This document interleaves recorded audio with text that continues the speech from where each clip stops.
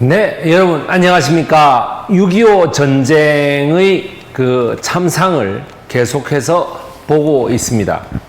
오늘은 6.25 전쟁의 그러니까 전쟁이 1950년 6월 25일에 딱 발발할 때부터 한번 가보겠습니다. 6.25 전쟁 발발하고 국제정세라든가 6.25 전쟁의 발발과 동시에 우리나라에 좀 익숙한 인물들은 어떻게 움직였는지, 그리고 6.25 전쟁 발발 직전에 49년 이때, 48년 이때부터 무슨 일이 있어가지고 6.25 전쟁이 과연 일어났는가 라고 하는 것을 하나하나 보겠습니다. 창춘 대학살입니다. 창춘 그러면 여러분 여기가요 봉천시예요. 봉천시, 즉 일본의 만주국의 중심지였습니다. 일본 만주국은 말 그대로 가장 이때 당시에 발전되고 깨끗하게 정비되어 있는 중국 내의 도시였죠. 여기 창춘이라고 하는 도시는 그야말로 지금으로 치면은 싱가포르 같은 도시였습니다. 영국, 프랑스, 미국, 러시아 이런 데에 투자 자본이 다 몰리는 이런 땅이었거든요. 여기는 당연히 중국의 국공내전에서 국민당의 치세였어요. 1948년 3월 달에 장제스가 여기를 방문합니다. 방문해가지고 엄청난 환영을 받습니다.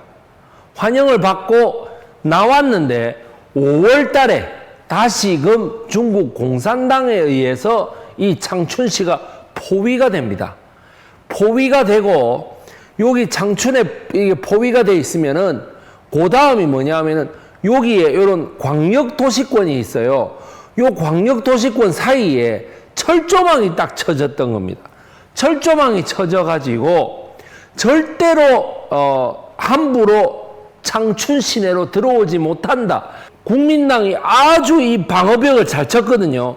따라서 아무도 못 들어오는데, 이거를 중국의 황토군관학교 출신 공산당 지도자 린뼈오라고 하는 임표라고 불리는 애가 이거를 역이용합니다. 역이용해서 이렇게 딱 둘러서 포위하고 난 다음에 사람은 그 안에서 못 나오고, 그 다음에 식량은 못 들어간다라고 하는 그걸 내면서 창춘 아사전을 펼칩니다. 창춘 아사전, 그야말로 창춘 대위곤이라고 합니다. 이거를 48년 5월부터 48년 10월까지 완벽하게 틀어막은 결과 자그마치 50만 명이 창춘시에서 굶어 죽어요. 즉 여기 철조망을 친 곳하고 안 친 곳 사이에는 50만 명이 거기에 나가려고 마구 거기에 쥐도 잡아먹고요. 나중에는 사람도 잡아먹습니다. 그런 대참상이 벌어졌다. 이거를 지시했던 사람이 누구냐? 결국에는 모택동이다 이 말이에요. 모택동이었고, 또 하나의 6.25 전쟁의 원수라고 불리는 방호산이라는 애가 여기에 참여를 해서 나오는 사람은 족족 다 죽여가지고 이렇게 엄청난 대참상을 만들어냅니다. 48년 5월 하면 여러분 뭐가 생각납니까? 48년 5월 바로 여러분 김구 선생이 북한으로 가서 남북 연석회의를 끝마칠 때죠. 끝마치게 되니까 어떻게 마오쩌둥하고 린뼈오하고 팽덕회의하고 이런 애들이라 뭐냐 하면은 북한에 메시지를 보내는 거예요.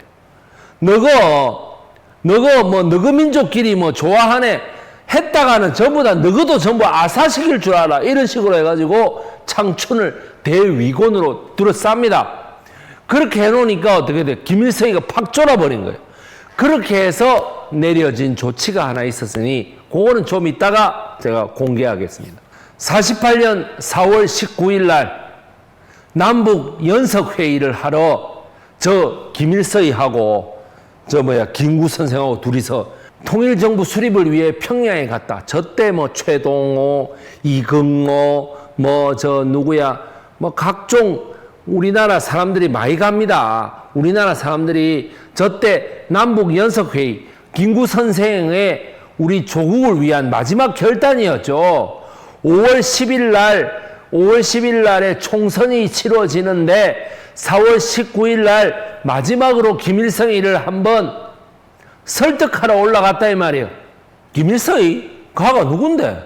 하고 올라갔던 김구 선생, 김규식 선생, 약산 김원봉 선생 이렇게 해서 다 올라갔는데 남북연석회의를 4월 달에 올라가서 5월 달에 내려옵니다. 한 달 동안이나 평양에 있으면서 김일성을 계속 설득합니다. 저 회담이 지금 많은 사람들이 말하기를 김구 선생이 쓸데없는 짓을 했다. 왜냐하면 6.25가 2년 뒤에 일어났기 때문에 그렇습니다. 쓸데없는 짓을 하고 김구 선생도 돌아가시고 이렇기 때문에 김구 선생의 정치적 패배인 것처럼 되어 있습니다만은 저는 저거를 굉장히 위대하게 봅니다. 왜? 패배라고 할지 뻔히 알면서도 어떻게 마지막으로 내가 한번 김일성이를 설득해가지고 남북의 통일정부를 한번 수립해 보겠다. 저거를 김덕영 감독의 건국전쟁에서는 김구 선생이 올라가서 6.25 전쟁을 이미 알고 6.25 전쟁이 일어나서 이승만을 김일성이가 칠 거기 때문에 백범 김구 선생이 가만히 있었다고. 그래서 이승만이 나중에는 배신감에 쩔어가지고 결국에는 우리나라를 지킨 수호신이다 이렇게 얘기를 하는데 천만의 말씀입니다. 무슨 그런 말도 안 되는 얘기를 합니까? 백범 김구 선생이 저기를 올라가서 정말 최선을 다해서 협상을 합니다. 맨 처음에 김일성이가 저 회담이 있기 2달 전에 2월 달에 조중 협정을 맺습니다. 군사 협정을 맺습니다. 조선과 중국이 서로 전쟁이 일어나게 되면 무조건 협상을 해가지고 서로를 도와준다라고 하는 협상을 맺죠. 그렇기 때문에 백범 김구 선생하고 우사 김규식 선생은 그거를 꾸짖기 위해서 올라간 거예요. 올라가서 비밀 협상을 맺었는데 거기다가 김일성이한테 대고 그렇게 얘기하죠. 너 중국과 협상했지? 중국하고 비밀 군사 협상했지? 라고 얘기하니까 김일성이가 쫄아가지고 그걸 어떻게 알았지? 이렇게 얘기하는데 거기에서 비밀의 히든 카드를 하나 딱 끄집어내죠. 이게 뭐였습니까? 최동호라는 인물입니다. 최동호, 최덕신이의 아버지죠. 나중에 최덕신이 누군지 제가 쭉 얘기하겠습니다. 최동호라는 애를 끄집어내가지고 화성의숙, 김일성이가 다녔던 학교 화성의숙의 교장 선생님이고 우리나라의 천도교의 아주 이거죠. 그래서 끄집어내가지고 김일성이로 하여금 어이구 선생님 여기 웬일이십니까? 이러면서 바짝 숙이게 해가지고 협상에서 유리한 국면을 형성합니다. 이런 협상술이 있었다라고 하는 건 여러분 굉장히 처음 아시는 분들이 많으실 거예요. 그런데 김일성이도 절대로 허투루 있는 인물이 아니었습니다. 김일성이도 뭔가 하나를 딱 준비했어요. 김구 선생을 꼼짝 못하게 할 카드. 그게 뭐냐? 안신호라는 사람을 내세웠습니다. 여러분 안신호가 누군지 아십니까? PD님 아십니까? 안신호가 누군지. 안창호는 아는데 안신호는 모르겠습니다. 안창호는 아는데 안신호는 모른다 라고 얘기하셨습니까? 지금 뭔가를 알고 얘기하시는 거 아닙니까? 아니요, 전혀 모르고 얘기하는 거예요. 안창호의 누이 동생 이름이 안신호입니다. 백범 김구 선생하고 첫 번째 뭐야? 약혼자였습니다. 여러분들 이런 거 모르셨죠? 백범 김구 선생의 첫 번째 약혼자가 바로 안신호, 안창호의 여동생이었다 이 말이에요. 여러분, 첫사랑을 무려 50년 만에 만났다고 한번 생각을 해보십시오.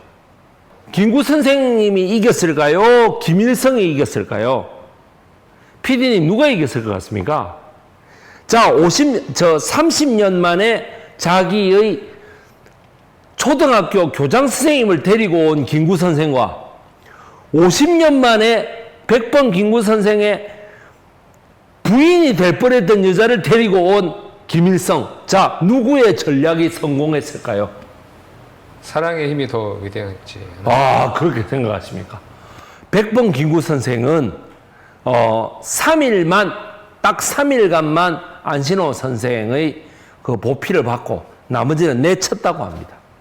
그 정도로 김구 선생은 사적인 인연에 고루한 사람이 아니었습니다.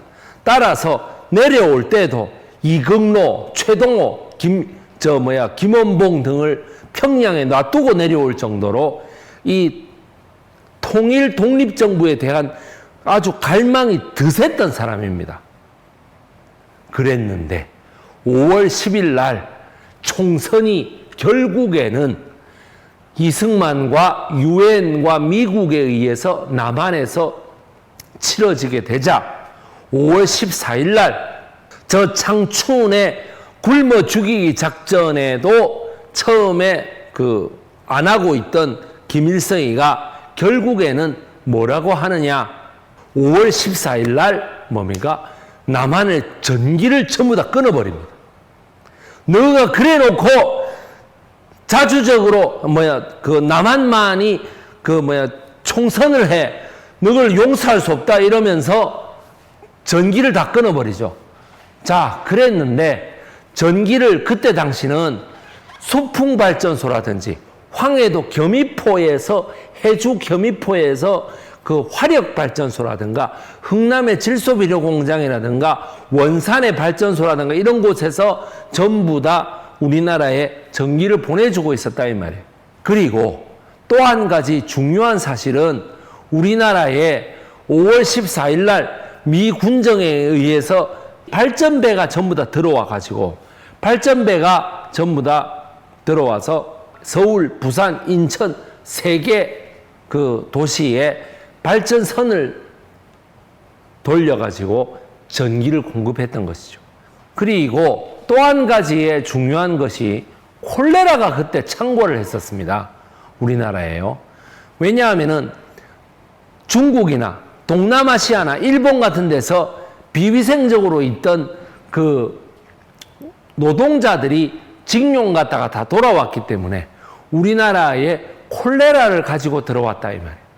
47년도부터 콜레라 창궐을 하는데 김일성이의 둘째 아들이 김일성이가 콜레라로 죽어요. 콜레라로 죽으니까 그 만주를 호령했던 김일성이의 저거 부인 김정숙이가 그 만주를 호령하던 김정숙이가 콜레라로 까딱까딱 넘어가는 그 아들을 품에 안고 김일성이를 보고 다시 소련으로 돌아가자고 난리를 칩니다. 한국이고 뭐고 다 싫다고.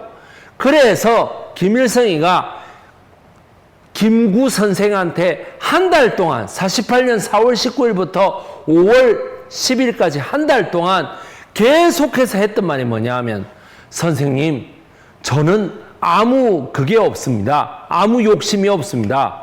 저는 아들도 잃어버린 사람입니다. 제가 아들을 잃어버리고 무슨 부귀영화를 더 누리겠다고 북조선을 제가 먹는단 말입니까? 이런 식으로 말을 했던 것이 협상전술이었던 것으로 알려져 있습니다. 호열자가 바로 여러분 뭐예요? 호열자, 호랑이가 와가지고 갈기갈기 찢어놓은 것처럼 호열자, 찢어놓은 것처럼 괴로워하다가 죽는다라고 해서 호열자라고 했는데 저것은 아마 제가 생각할 때는 콜레라. 뉴탐사 구독, 좋아요. 자, 건국전쟁에 나온 한동훈 발언 보시겠습니다. 이게 갑자기 왜 나오느냐? 자, 이유가 있어요. 보세요. 한동훈이 상찬한 이승만의 농지개혁, 그 실상을 살펴보니 정병준 교수 농지개혁의 과제에는 미국의 경제적 판단과 북한 토지개혁의 영향 때문. 한동훈이가 건국전쟁에 나옵니다. 제가 나오던데요. 그 싸가지 없는 그 발언. 12일 영화 건국전쟁을 감당한 관람한 한동훈 국민의힘 비대위원장의 발언이다. 이어 한 위원장은 이승만 전 대통령에 대해 대한민국이 여기까지 오게 되는데 굉장히 결정적인 중요한 결정을 적시에 하신 분이다. 무슨 결정을 했다는 거지? 한미 상호방위 조약과 농지개혁이 없었다면 대한민국은 전혀 지금과 많이 달랐을 것. 그분의 모든 것이 미화돼야 된다고 생각하는 것은 전혀 아니다. 하지만 중요한 시대적인 결단이 있었고 그 결단에 대해 충분히 곱씹어 봐야 한다. 영화 속 한 위원장이 등장하는 장면은 지난 2023년 7월 한 위원장의 대한상인 제주포럼 강연이다. 해당 강연에서 한 위원장은 이전 대통령의 농지개혁에 대하여 대한민국이 여기까지 오게 된 가장 결정적인 장면 중 하나라 생각한다. 만약에 이게 없었다면 대한민국은 지금과 많이 다른 나라였을 것. 농지개혁은 6.25 전쟁 직전 대부분 마무리됐는데 자, 한동훈이가 말하기를 농지개혁은 6.25 전쟁 직전에 대부분 마무리됐는데 북한의 침략에 대해 자유민주주의를 수호하는데 결정적인 영향을 했다고 한다라고 높이 평가했다. 그러면은 6.25 전쟁 직전에 농지개혁이 어떻게 됐는지 한동훈의 말이 과연 맞는지 제가 보겠습니다. 조봉암 선생님 48년 초대 농림부 장관 1950년 54년 국회 부의장 굉장히 고위직까지 올라갔네. 52년 제2대 대통령 선거 출마 56년 제3대 대통령 선거 출마. 근데 59년에 재심 청구 기각 다음 날 조봉암 선생이 사형에 집행됐다. 농림부 장관을 지냈던 사람이 사형에 집행됐다. 1949년 6월 21일 날 농지개혁법이 제정됩니다. 자, 법이 제정되면 농지개혁이 다 마무리됩니까? PD님 그렇게 생각하십니까? 이제 시작되는 거죠. 법이 제정되면 그때부터 한 달 정도 유예 기간을 두고 그 다음에 시행되지 않습니까?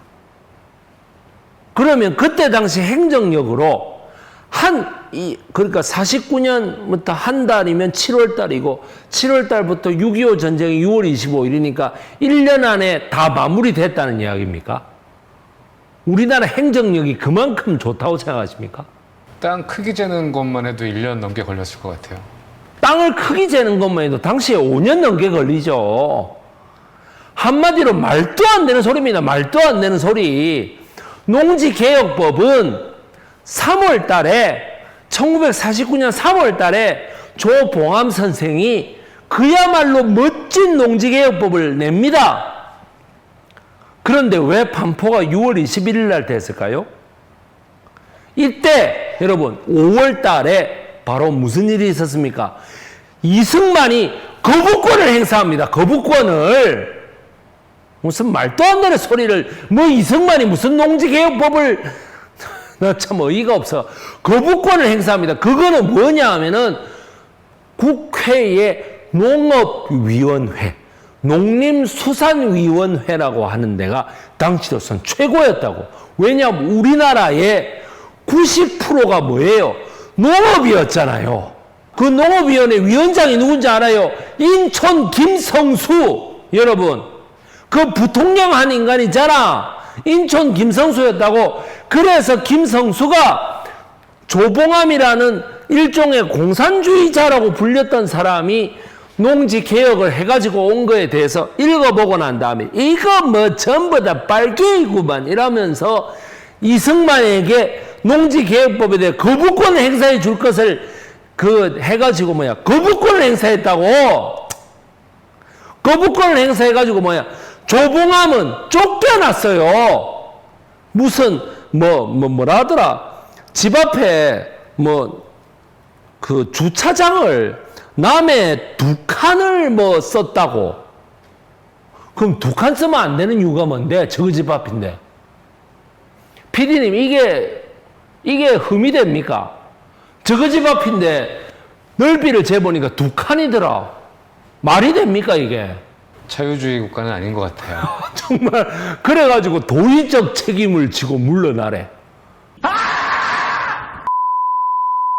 그래가지고 인천 김성수, 그 호남 대지주인 인천 김성수가 주장한 대로 농지개혁법을 6월 21일에 제정하는 거예요. 무슨 이승만이 농지개혁법을 해요? 거부권을 행사했다, 거부권을! 피디님, 이거 어떻게 생각하십니까? 거부권을 행사했다는 이거에 대해서. 누가 바로바로 떠오르네요. 예? 누가 바로 떠오르네요. 예. 지금 거부권을 자기가 갖고 있는 무슨 그 만년필 이거 돌리듯이 쓰는 사람 기억나시죠? 여러분들 머릿속에 딱 떠오르실 겁니다. 거부권을 행사했다니까. 이게 여러분 우리나라 1호 거부권이에요. 무슨 한동훈이가 한 말처럼, 그러면 한동훈이는 거부권의 역사에 대해서 공부를 안 했다는 얘기입니까? 한동훈 씨는 수능 잘 보고 법조문 좀 아는 거 빼고는 거부권을 행사한 거에 대해서는 공부를 안 한 모양이네.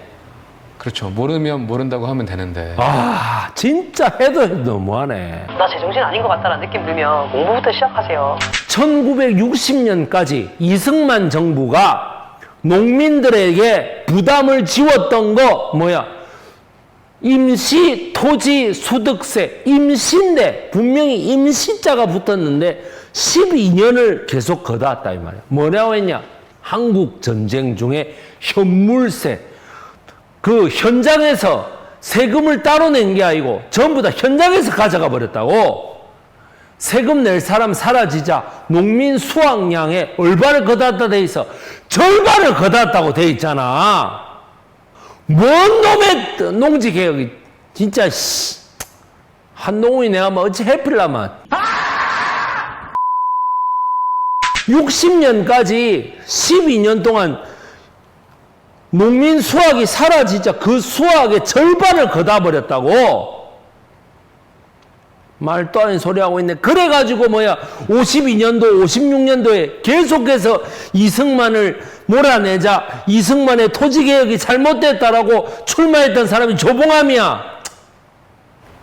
그래서 결국에는 너무 신경질 나가지고 국가보안법까지 전부 다 뜯어 고쳐가지고 조봉암을 죽여버렸단 말이야. 이사파동이라는 걸 만들어가지고. 거기에 저항했던 도시 여러분 어디입니까? 우리나라에 대구광역시가 죽산 조봉암의 표밭이었다고요. 한번 대통령 선거를 하면은 자그마치 75%, 4분의 3이 죽산 조봉암을 찍을 정도로 죽산 조봉암의 센터였기 때문에 죽산 조봉암을 59년도에 사형에 처하니까 60년도 2월 28일 날 대구의 고등학생들 8개 고등학교가 전부 다 일어나가지고 조봉암을 살려내라, 이승만은 물러가라, 장면을 당선시켜라 이러면서 싸웠단 말이에요. 아, 열받아. 듣다 보니까 한동훈 씨는 네. 왜 극찬을 했는지 알겠어요. 국민들 월급 반절을 네. 세금으로 걷어가고 싶은 게 아니에요. 안 되는데. 국민들 세금 반절을 세금으로. 그러면은 세수 부족이고 국고의 부족이고 다 해결된다. 저거 마음대로 해물 수 있다. 해외 순방 계속 다니면서. 이건 정말 여러분 농지개혁법이라는 거 내가 건국전쟁 영화를 내가 한번 보면서도 뭔고 싶어 내가 한번 봤거든. 보면서도 정말 열받았던 게 바로 이 부분입니다. 이승만이 이 장본인을 죽이기까지 하고 이승만이 1호 거부권을 행사했던 게 농지개혁법인데 어떻게 해서 농지개혁을 이승만이 했다고 주장합니까? 임시토지소득세라는 건 도대체 어디다 갖다 팔아먹고. 나 제정신 아닌 것 같다는 느낌 들면 공부부터 시작하세요. 1949년 6월 26일에 두 가지 의미가 있습니다. 두 가지 의미, 우선 첫 번째, 1949년 6월 26일 아침 9시. 이게 여러분 뭡니까 지금? 저 왼쪽이 뭐예요? 주한미군이 철수를 시작합니다. 아침 9시 주한 미군이 철수를 시작해요. 그러고 나서 오후 3시에 경교장에 청년 안두희가 권총을 가지고 들어가가지고 백범 김구 선생을 4발 쏘아 죽였습니다. 이게 6월 26일의 큰 두 가지 의미인데 우리나라는 요것만 얘기하지 요거는 얘기하지 않아요. 미군 철수가 시작됐다는 걸 얘기하지 않아. 미군 철수가 시작되면서 불안감을 느낀 보수 우익이 백범 김구 선생을 쏘아 죽였다라고 하는 사실을 여러분들이 아셔야 합니다. 바로 이것 때문에 바로 미군이 철수를 시작했다. 그리고 백범 김구 선생이 죽었다. 이것 때문에 49년도 8월 23일 날 큰 사건이 하나 터지죠. 1949년 10월 1일 베이징 중화인민공화국이 건국됩니다. 아까 48년 2월 달에 중화인민공화국과 우리 북한 사이에 비밀 군사 협약이 맺어졌다고 했죠. 48년에는 이미 중공이 조금 이기겠다라고 하는 생각이 있었던 거예요. 그렇게 해서 비밀 협약을 한 거는 뭡니까? 아직까지는 자신감이 없으니까 그렇게 비밀 협약을 했는데 49년 10월 1일 날, 자 읽어보겠습니다. 10월 1일 날 베이징 중화인민공화국이 건국되고 그 다음에 10월 14일 날 여기 밑에 있는 홍콩 바로 밑에 있는 광저우시가 함락됩니다. 10월 27일에는 구닝터우, 여기 광저우보다 더 밑에 있는 진먼다오라고 하는 그 금문도라고 하는 곳에 구닝터우라고 하는 조그마한 어촌이 있는데 거기서는 장제스가 승리합니다. 11월 30일에 중국의 충킹시가 함락되고 12월 27일에는 중국의 성두시가 함락되죠. 1950년 5월 1일에는 하이난 섬이 함락돼요. 50년 5월 25일부터 6월 27일에는 홍콩 앞에 있는 완산군도라고 하는 데가 함락됩니다. 1949년부터 53년에는요, 미얀마 리미라고 하는 장군이 항쟁을 벌이게 되고 2월 11일 55년에는 상하이 저우산 군도, 다천섬 등이 모두 함락됩니다. 중국 국민당은 대만섬과 금문도를 중심으로 하는 섬으로 줄어들죠. 그러니까 뭐냐 하면은 50년 5월 1일부터 55년까지 2월 11일까지 계속해서 국민당과 공산당의 전쟁은 계속되고 있었다는 것을 알 수 있습니다. 따라서 이승만 대통령은 그만큼 불안했을 거예요. 그러니까 그렇게 많은 사람들을 모두 다 죽여버릴 수밖에 없었던 것이 아닐까라고 생각을 합니다. 저 위에 있는 모피를 입은 김일성의 모습은요, 바로 스탈린을 방문하러 왔던, 즉 다시 말해가지고 우리나라로 하여금 전쟁을 하게 해주세요 라고 말하는 김일성의 모습입니다. 그러고 나서 오찬을 함께하는 모습, 스탈린에게 젓가락질을 가르쳐주는 모습입니다. 조국 통일이라는 문제를 생각하면 밤잠이 오지 않는다. 스탈린 동지에게 인민군의 공격 허가를 받아온나 무려 71회에 걸쳐서 계속해서 특사를 보내고 전문을 보내고 김일성이 지가 직접 찾아가기도 하고 이러면서 계속 스탈린을 조릅니다. 이때까지만 해도 아무 반응이 없던 스탈린이 8월 23일 날 세미팔라딘스크, 카자흐스탄의 세미팔라딘스크에서 벌어졌던 소련 최초의 핵실험이 원자폭탄 실험이 성공리에 끝마쳐지자 뭐냐 하면은 스탈린이 김일성에게 전문을 보내가지고, 아니 정확하게 말하면 소련의 군사장관 수티코프에게 전문을 보내서 그러면 전쟁을 한번 일으켜보라. 김일성이 그때 뭐라고 했습니까? 스탈린은 네바강을 건너면은 혁명이 이루어지겠지만 모택동 동지는 황하강을 건너면, 양짜강을 건너면은 혁명이 이루어지겠지만은 우리는 저 조그마한 한강만 건너가면 된다. 그러니까 전쟁을 하게 해달라고 46년도부터 49년 8월 23일까지 70일에 걸쳐서 계속 찌르다가 결국에는 원자폭탄이 실험에 성공하고 난 다음에 바로 두 가지 이유죠. 동유럽에서 미군을 좀 분산시켜서 저거가 동유럽으로 진출하기 수월하게 북한이 역할을 해달라. 그 다음에 만약에 우리가 한반도를 공격했을 때 소련에 함부로 원자폭탄을 쓰지 못할 것이다. 우리도 갖고 있으니까. 따라서 공격을 해봐라. 그러면은 너거는 한강을 넘어가는 데 있어서 3, 4일이면 충분하다 이거지.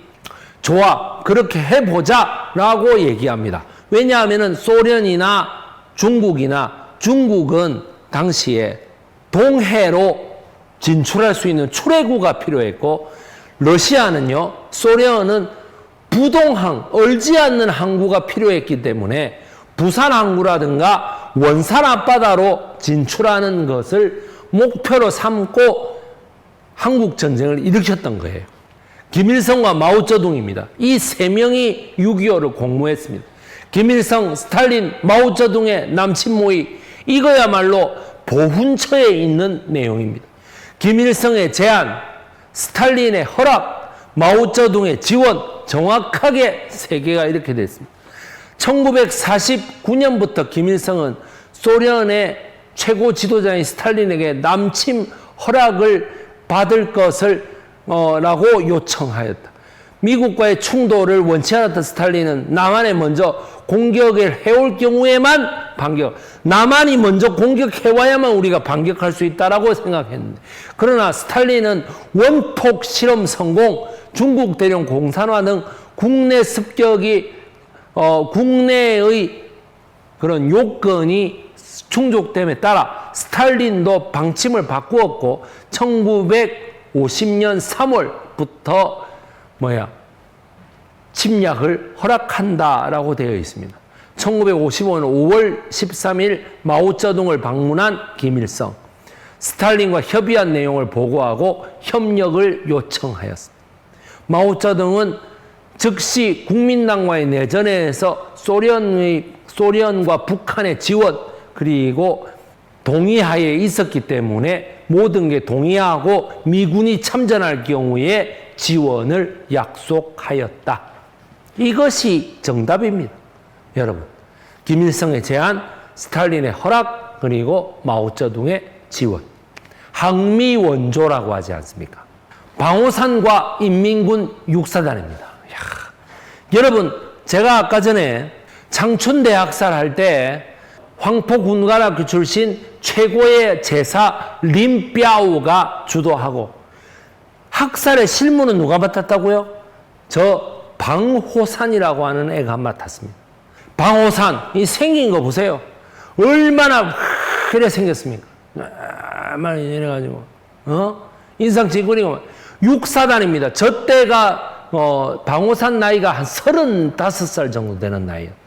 1915년생. 저 사람이 방호산 그러니까 무슨 중국 사람 같은데 아니에요. 함경북도 경흥군 출신입니다. 우리나라 사람입니다. 원래 이름이 이철성인가 이병철인가 그래요. 근데 이것도 어디까지 믿어야 될지 모르겠어. 그래 방호산으로 개명하고 인민군 제166사단을 이끌고 48년도 5월 달부터 10월 달까지의 창춘대학살을 이끌었습니다.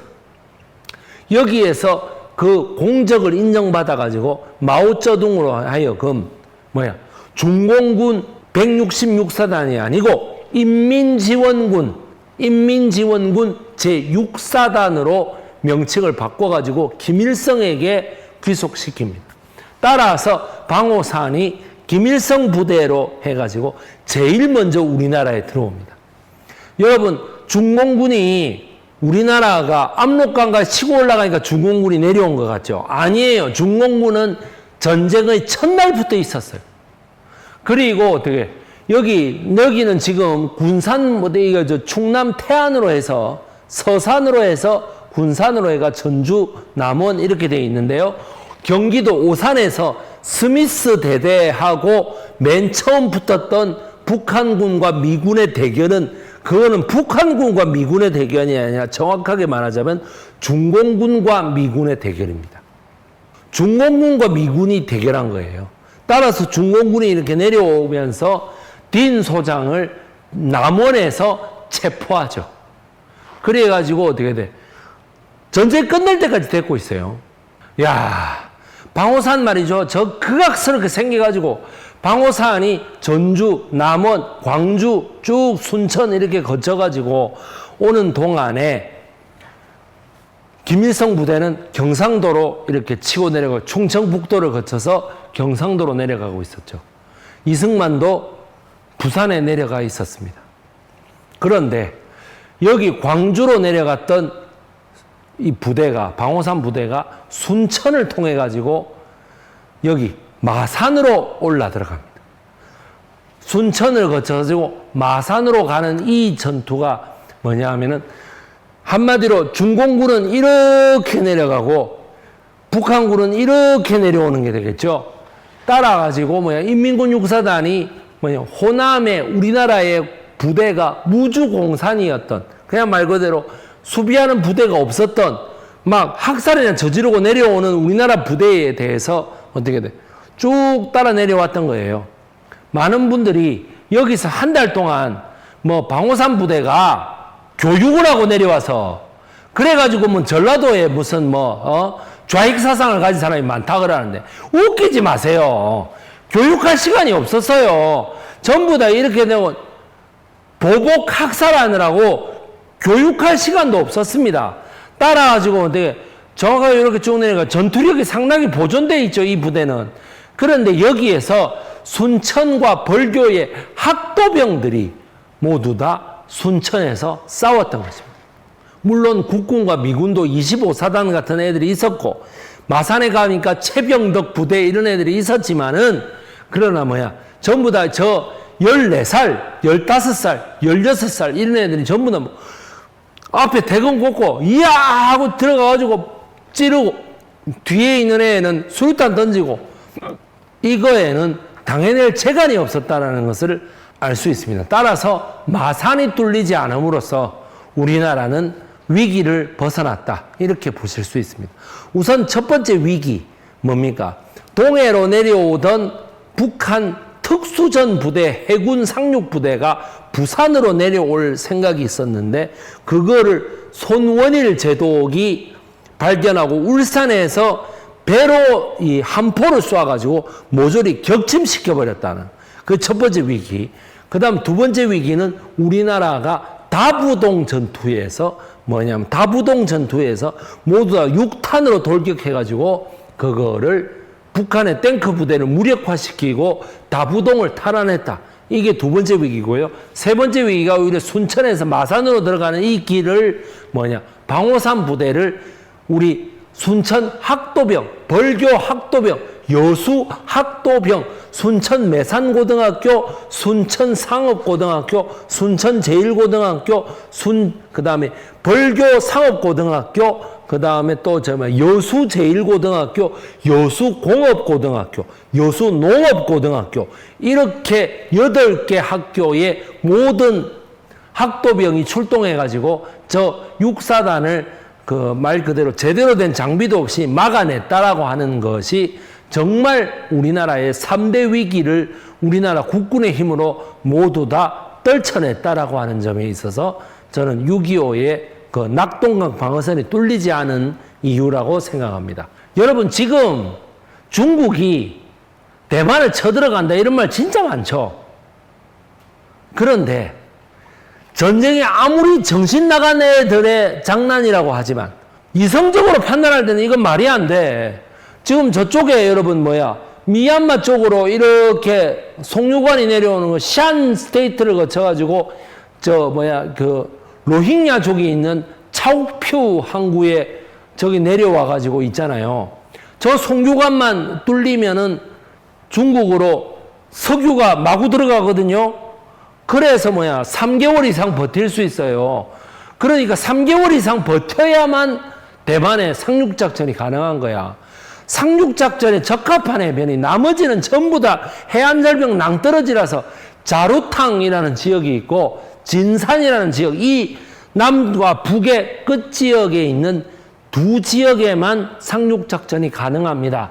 나머지는 진먼에서부터 해갖고 전부 다 아니에요. 근데 진먼에 있는 구닝터우라고 하는 그 어촌 마을에 공산당 군대가 갔던 거죠.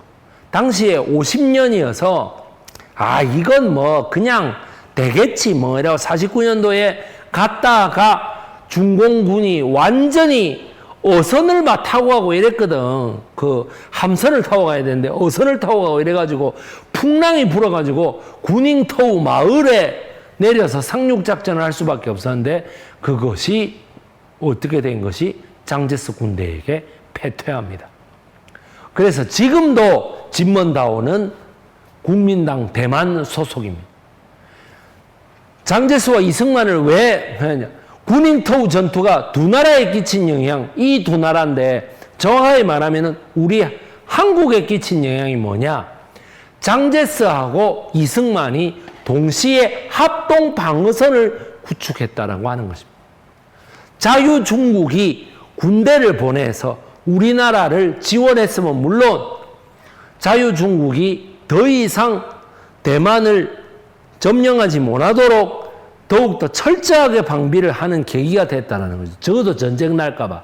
저때 장제스가 다시 한번 중국 본토를 치고 올라가자고 얘기했었거든요. 메가더에게. 그것이 결국에는 이루어지지 못하고 그 전쟁이 크게 일어날 것을 우려한 트루먼에 의해서 전쟁이 벌어지지 못했다는 거에 있어가지고 저는 참 역사의 아이러니라고 생각합니다. 여기 PD님이 얘기해 주시죠. 최상병 특검 관련해서 이제 그 해병대를 오랫동안 팔아먹었던 김은국 씨가 네, 호랑나비 제작한 그 박정희 다큐 네. 그리고 목련이 필 때면 나레이션으로 고두심 씨가 네. 와. 이 얘기를 듣고 고두심 씨가 제주도 출신일 텐데 네. 4.3이나 그런 이야기들에 대해서 참. 어떻게 생각을 하고 계실까 궁금하기도 하면서 한편으로는 이제 좀 짠함? 네. 눈치를 보고 있나 아직도? 네. 뭐 그런 생각이 들긴 하더라고요. 참. 고두심 씨는 옛날에 박근혜 행사 때도 박근혜를 지지하는 쪽에 섰었죠. 짜증이 납니다. 네, 인식의 부재라고 하기에는 그동안 뭐 4.3이나 이런 부분에 대해서 밝혀진 바가 너무 많아서 네. 안 듣고 있거나 아니면 그것보다 더 중요한 게 본인한테는 또 있겠죠. 저것보다 중요한 게 보면 산업화의 모양이지. 박 전 대통령 부부가 성장한 일제강점기 말부터 해방 전국과 6.25 전쟁을 거쳐 한국의 산업화에 이르는 이야기. 그러면 박정희가 이때에 결혼 3번째 한 얘기도 하겠네요. 그걸 확인하기 위해서 다큐를 보고 싶진 않은데. 아니, 박정희가 일제시대 때 그 대구에 있을 때 첫 번째 결혼, 그 다음에 저 서울에 있을 때 그 이화여대 여자하고 두 번째 그 동거, 그죠? 그 다음에 유경수 여사하고 3번째 결혼 아닙니까? 유경수 여사는 그 부산에서 유경수 여사의 친정집이 충북 영동에서 최고로 잘 사는 지주집이었어요. 만석군 집이었는데 부산에 내려가가지고 점을 봤더니 부산에서 그 피난처에 점 보는 사람들이 많았대. 그 점을 봤더니 뭐냐면 야는 무조건 재혼 아니면 3혼 자리에 가야 잘 산다 그러더래요. 예. 그래가지고 박정희가 자기가 뭐든 쪽팔리면 무릅쓰고 선을 봤는데 제가 세 번째 결혼을 했습니다 라고 이 결혼을 하게 되면 세 번째 결혼입니다 하는 순간에 유경수 엄마가 만세 부르면서 박정희한테 줬대요. 하지만 결국에는 암살 당하잖아요. 예. 그래도 영부인까지 됐는데. 어떤 게 더 중요한 걸까요? 그러게 말이죠. 그래서 유경수 여사가 키가 170cm였거든요. 그러다 보니까 박정희가 키 큰 여자를 좋아해서 그렇게 잘 살게 됐다는 말도 있고, 뭐냐면 그때부터 키가 너무 크면은 팔자가 세다라는 말이 나왔다라고 합니다. 뉴탐사 구독, 좋아요. 그래, 그 박정희하고 유경수 여사는 그렇게 점을 좋아했다 그래.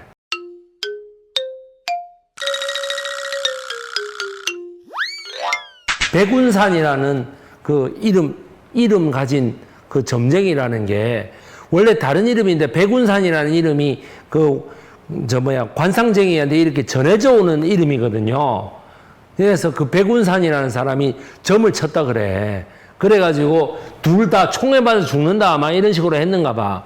그래 박정희가 다시는 자기 옆에 오지 마라고 했는데 둘 다 진짜 그렇게 됐어.